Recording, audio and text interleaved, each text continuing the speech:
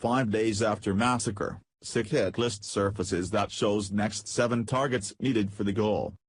The deadliest mass shooting took place on Sunday night after a deranged psychopath savagely opened fire on a music festival from the 32nd floor of the Mandalay Bay Resort and Casino, killing 59 and injuring 527. Now a disturbing hit list has just accidentally leaked of who the killer's group is targeting next, and it's vital that we get this info circulated before another massacre takes place. While the liberal media would love for everyone to believe that the killer was a right-wing gun nut, inside sources within the FBI hostage rescue team that they are now revealing that they found Antifa propaganda littered throughout the hotel room. Since the attack, Antifa members have been all over social media praising the killer and taking credit for the killer's actions, with liberal news commentators celebrating that Trump supporters were massacred during the country music concert. As the details about the killer's true intentions are being censored by the mainstream media as leftists relentlessly push their biased agenda, Antifa terrorists are actively plotting another attack on Americans, and have even released a disturbing hit list of conservative Americans that they're targeting.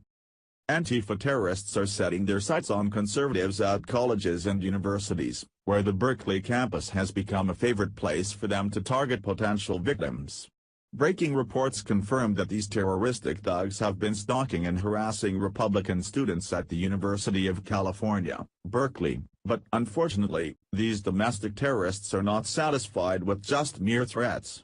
Antifa terrorists have now published a list of conservatives they intend to take out with a hit list that's now circulating on social media. Conservative Tribune has more. Thugs affiliated with the terror group Antifa have reportedly been stalking and harassing Republican students from the University of California, Berkeley, even going so far as to post their live locations on social media. Last Wednesday, for instance, a Twitter account with the alias Berkeley Antifa identified several members of the Berkeley College Republican student group by name and posted their alleged location to Twitter, according to Campus Reform. BCR meeting right now inside Eureka at 2068 Center Street after drinking with Carl Chapman and Joey Gibson at Pappy's, the thugs wrote. Inside right now is Troy Worden, Ashton Whitty, Noy Tamez, Matt Ronop, Angelique Castaneda, and 2 others.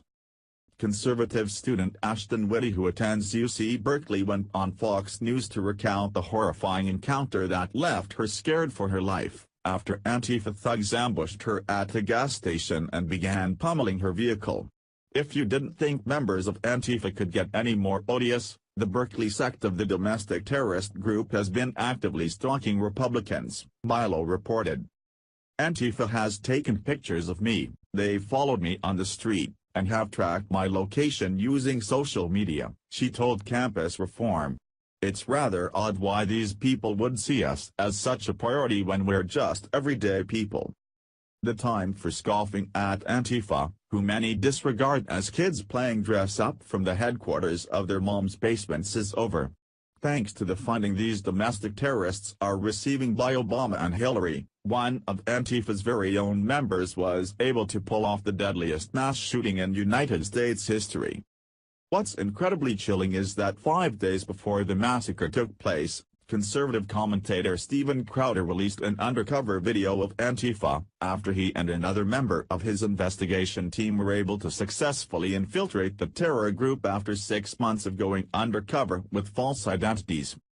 Members of the group admitted that the entire premise of the group was to fight fascists, Antifa members' term for conservatives, by whatever means possible, where they're actively plotting to take people out with violence and are attempting to start a civil war. One Antifa member was secretly recorded handing out knives to other members in order to stab anyone showing up to oppose them. Steven Crowder exposed.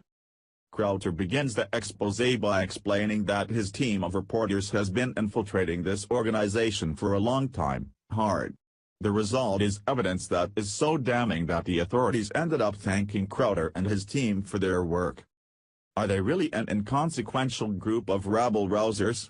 Asks Crowder of the group that has been championed by so many on the left. As the video shows, and as so many around the country have learned over the last year, the answer is a resounding no.